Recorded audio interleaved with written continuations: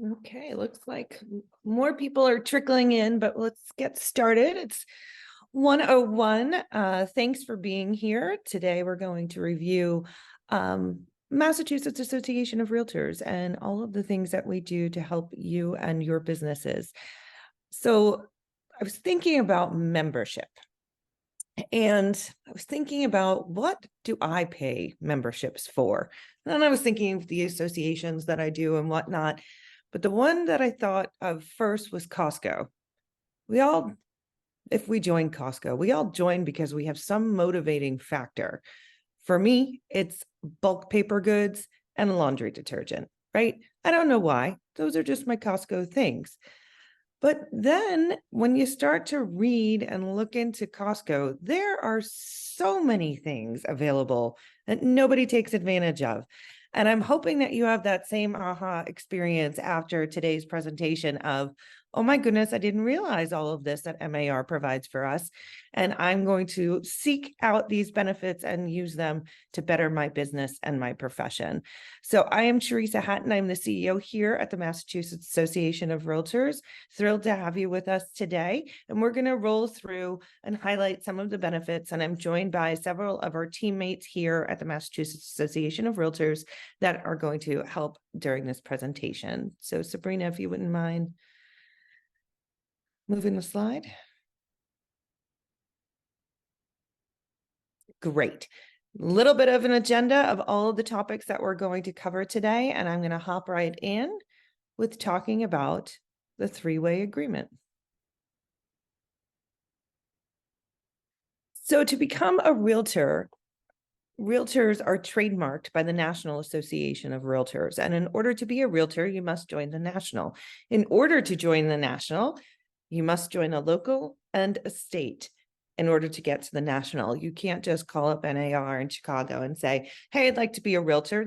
They'll forward you back down to a local association, as we have an arrangement and agreement to work together to provide resources to our members, both at the national level, the state level, and the local level. A lot of that will focus around the advocacy types of issues that Justin Davidson will be covering in a bit.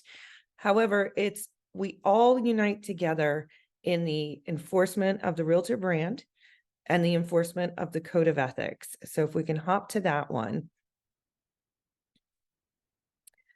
The realtor organization was started back in the early 1900s with the intention of coming up with the code of ethics.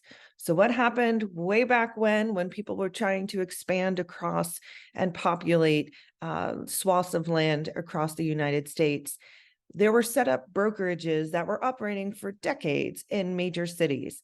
And then as the migration out west happened, there were some nefarious types of folks who would go out, stick up a shingle, sell real estate to folks who were moving across the country, and they didn't have title to the land. And the brokers got very upset because these crooks were giving a bad name to their profession. So those brokers got together and met and came up with a code of ethics that was a list of principles and promise to their clients of how they were going to practice business so that it would be in the best interest of both the brokerage communities working together and the clients and consumers. So all of this came together because of the code. The code still exists today. Over the last 100+ years, it has changed and evolved. It has gone up to 63 articles at times. For the past 18 years that I've been working with the realtors, we've had 17 articles of the code. Sometimes those articles get changed and amended. However, the principles always remain the same. So truthfulness, honesty, loyalty, cooperation with your clients, competitors, and others is essential to practicing real estate in the highest and best way. So realtors agree to abide by the code of ethics. When you're a realtor member, you must do code of ethics training every few years, and you'll get reminded by your local associations and your state association when you are required to resubmit that. And we have an enforcement policy procedure that we'll talk about in a little bit as well. So everything starts with the code, and then we take it from there. So we'll hop on to the next.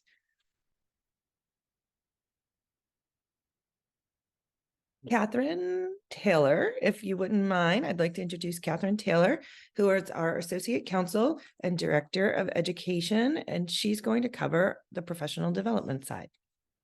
Hi, good afternoon, everybody. One of the largest components we offer to our members as part of your dues that you pay is an online continuing education platform.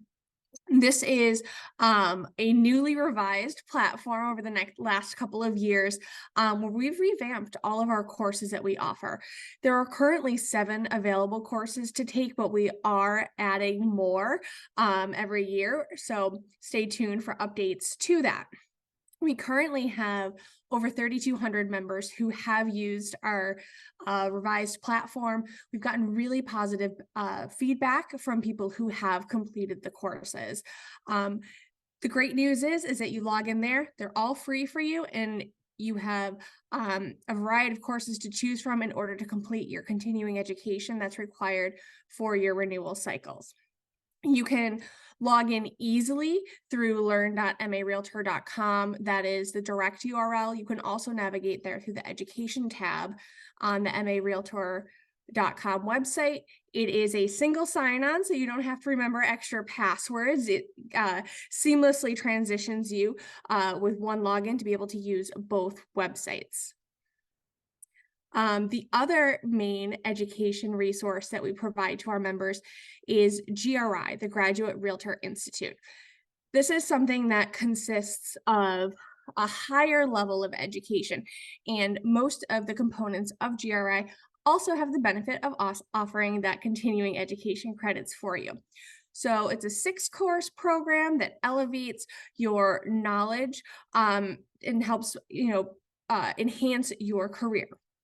We are offering registration currently for GRI 101 that starts in January of next year, right around the corner.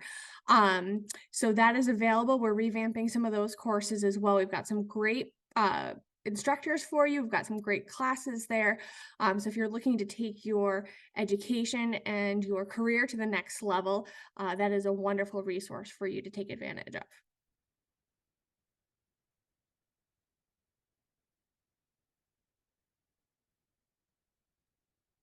Thanks, Catherine. In addition to those CE options and opportunities, we also provide webinars, and these webinars vary in topic depending upon what's the latest and greatest, what's happening in the industry, and our committees come together and make recommendations. So we've done everything from cybersecurity, diversity. We have a series specifically for brokers that talk about industry issues, legal updates. So most of the webinars are recorded and you can play them back at any time, and they're available via a link on our website. Next up, we'd like to share with you Leslie Mayer talking about some of our engagement opportunities. Hello, everybody.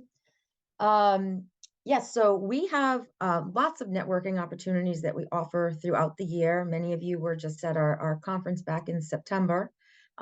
We have a big event coming up at the end of November that we'd like to share with all of you. Sabrina, if you could just move to the next slide. Thank you to our MAR Young Professionals Network. They are offering a member appreciation event at Sixth String at Patriot Place in Foxborough on November 28th. It's a free event. We will have live music, entertainment, dancing, and some great networking opportunities. So we hope to see you all there. In addition to that, just you can go to our website, and on the events tab or at the very bottom of the website, we have a calendar. You can see everything that's that we have planned coming up, whether it's a live in-person event or a webinar. So again, hope to see you at the end of November to kind of celebrate a great, all of our successes that we've had this year. And next, I'm going to hand it over to Justin, who will talk about our advocacy. Thank you, Leslie. Sales tax on services, including real estate commissions, sales taxes on homes, weakening regulations aimed at building more housing, and even court cases that could limit buyer agents' ability to collect a commission. These are just some of the issues that MAR works on to protect your business, your clients' rights, and the real estate industry in general. So Sabrina, if you skip to the next slide, you'll see MAR's advocacy efforts take a three-pronged approach as outlined here. Most common one that we talk about is our legislative advocacy. So that's before members of the House of Representatives and Senate, also known as the legislature. Each session, roughly 7,000 bills get filed, and we track and follow roughly 500 to 600 of those bills because they'll have some effect on our industry. That could be a positive effect or negative. That means we're prepared to draft written testimony for committees, speak directly with legislators, and also mobilize our members to support or oppose hundreds of different bills each session.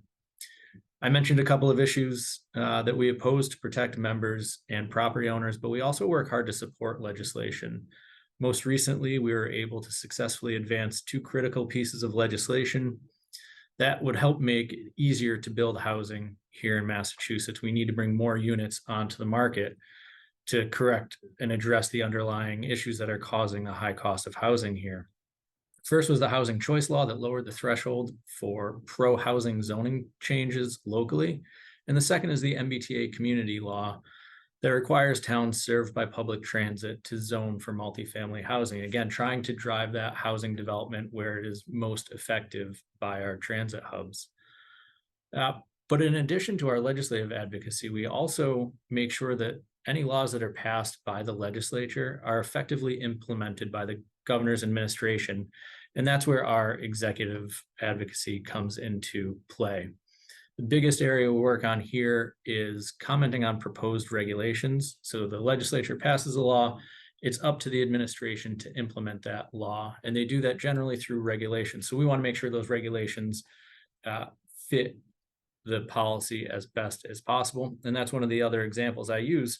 When the legislature passed the MBTA community law, we commented frequently on the proposed regulations to make sure that that law is implemented in the broadest way possible, to make sure that it's as easy as possible to build the housing that the law calls for. We also work closely with the Board of Registration for Real Estate Brokers and Salespersons, which falls under the governor's administration. And finally, the last piece you see there is judicial through the courts. We advocate before the courts, generally through what are called amicus briefs or friends of the court briefs. And we comment generally in three different ways. We're either going to argue on legal grounds for a case to go one way or another, argue on policy grounds that the intended policy means a case should go another way, or finally, just to educate judges on the nuance of real property ownership or how real estate transactions work in Massachusetts. We've been very successful with promoting our arguments before the court. They've been very receptive to our comments, particularly as we educate them, because you all go through transactions every day. You work through these all the time. Justices in our court systems may not have purchased a home since buyer agency came into existence. So it's really a great way for us to have your voices heard before the courts. And lastly, I do want to mention, we do partner with our local associations to help identify issues at a local level where they might be interested in getting more engaged. And I can't talk about engagement without, of course, talking about Realtor Day on Beacon Hill. This is the one day each year where realtors from across the state can come together at the State House to advocate in support and opposition to some really critical pieces of legislation. You get to come to the State House, hear a legislative update, importantly, hear from a keynote speaker, and then go meet with your local members of the House and Senate to talk to them about how these specific issues would affect your communities that you live and work in. It's really the key messaging there, talking to them about how policies that are being proposed on Beacon Hill could affect the communities that you live and work in. So that is our advocacy efforts in a nutshell, but I also want to talk a bit about some of our legal resources. And the first one is our MAR legal hotline. Questions about disclosures, questions about agency, teams, how do you form a team? how do you set up a brokerage, or even questions about how to handle certain landlord-tenant issues. These are just some of the more common questions that we receive on the hotline each day. And I want to point out that the MAR Legal Hotline is now open to all members. So if you're a salesperson, you can call in, and for any brokers who are watching, if we get a call from one of the salespeople in your brokerages, we're going to follow up with that salesperson, but also with you, with additional resources so that you know what we're talking to your agents about. The key here is that give us a call before you have a situation so that we can help provide you the information to avoid getting into any legal issues. So please do call. If we don't get to your call while it's ringing, it just means we're on the line with a different member, and we'll follow up that day. And then finally, our forms, really a key benefit to membership. We have the Mass Forms library, transaction forms that are continually updated by our legal staff, and we're updating them based on changes in industry practices, changes that are passed by the legislature. They pass a new law that requires a change to our forms, and also feedback from members, particularly through the legal hotline. So if you're having an issue with a form, let us know. Again, through the legal hotline is the best way. And then our forms content advisory committee will take a look at any changes. We do offer our forms through Remind Docs. That is a free service to you. So it's a forms platform that you can log into, and all of the hundreds of forms we have will be available to you there. If you have a preference for a different platform, we also do license our forms to most of the top providers in the industry. Again, our goal is to provide you with every standard form you need to make your transactions as smooth and easy as possible. And with that, I would like to turn it back over to Leslie to cover a few more benefits. Thanks, Justin. So I'd like everybody to think for a minute about our website as a resource that serves as a home base for the data and tools that you need to gain client trust and strengthen your knowledge. Sabrina, if you can go to the next slide for me. Thank you. As a realtor, it's important to be well informed about the housing market and industry trends. And as a member, you have access to our monthly reports on pending and closed sales, median prices, inventory, home buyer profiles, and more.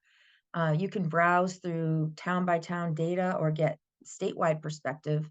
It's all there for you on our website. And you can also subscribe to our YouTube channel for the latest market data updates, and even share those videos with your clients.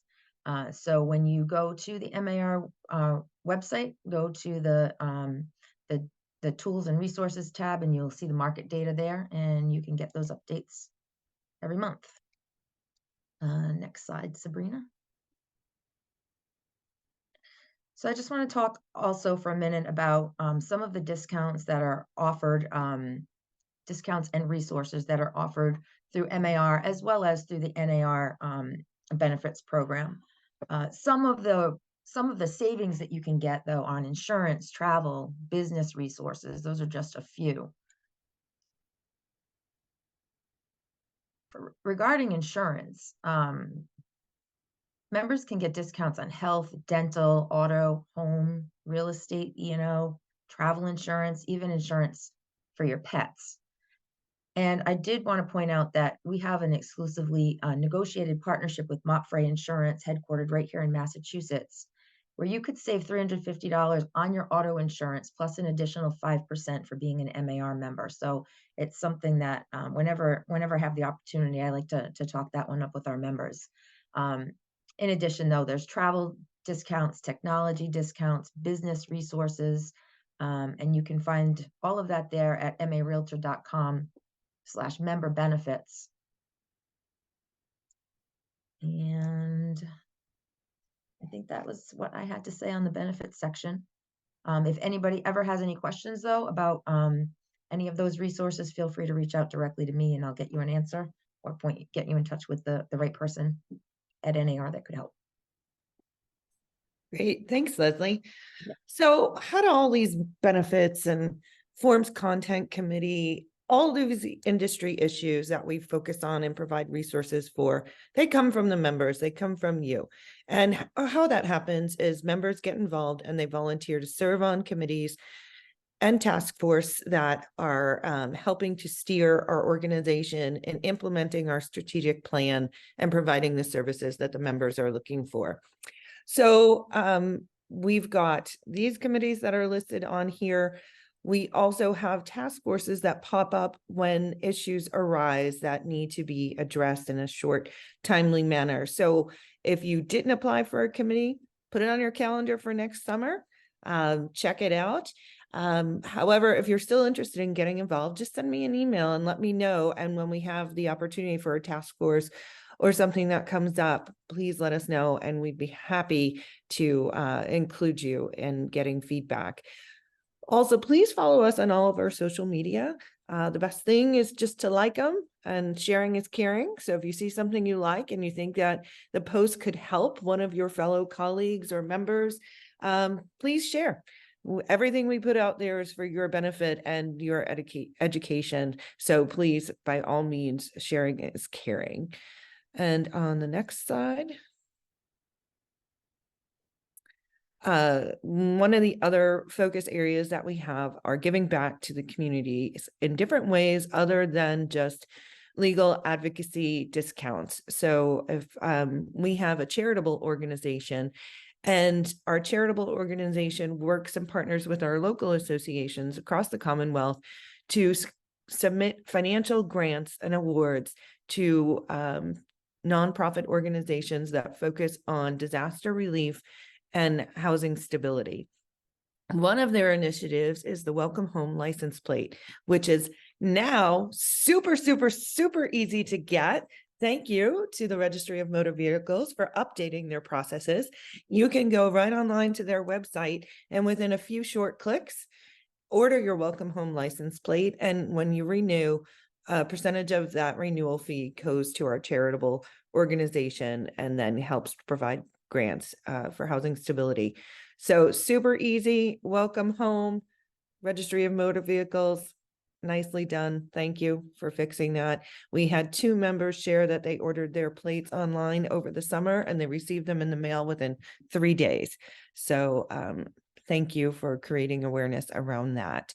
So our charitable foundation, we do a fundraiser, a silent auction, and we have a set of trustees who work very diligently to help fundraise and make the selection on the grants. So thank you to all the locals who are also on this webinar for submitting and partnering with your local nonprofit organizations. Something else we just like to celebrate our members who are doing outstanding contributions on behalf of the Realtor organization in their communities. So we celebrate our Realtors of the Year, Good Neighbor Award, Distinguished Service Awards, and a Private Property Rights Award as well. Although something that every single person on this webinar can look into and participate in is the Gratitude Project.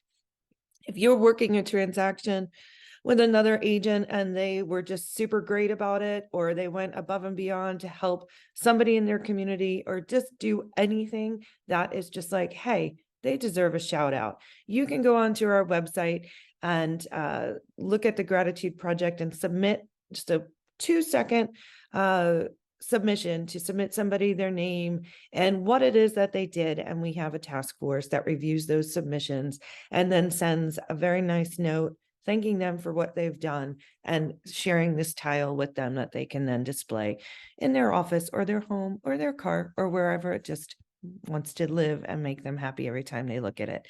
So please feel free to submit those as you experience good, positive service. And Leslie, I believe this is you, right?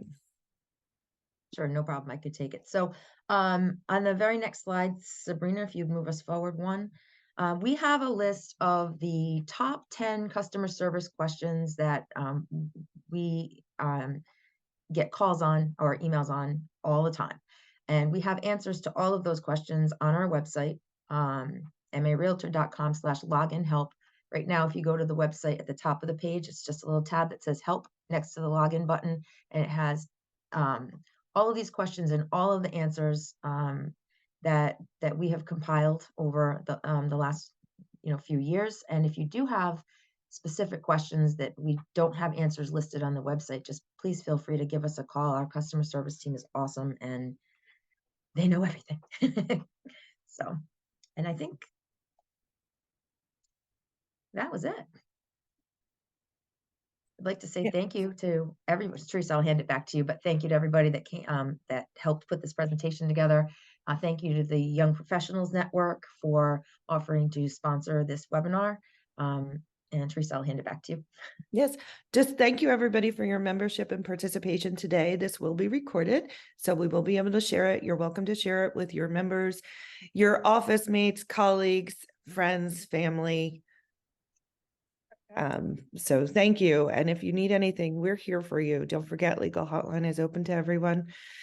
Catherine, you'll mostly get Catherine or Kate. So we're here for you. So thank you very much.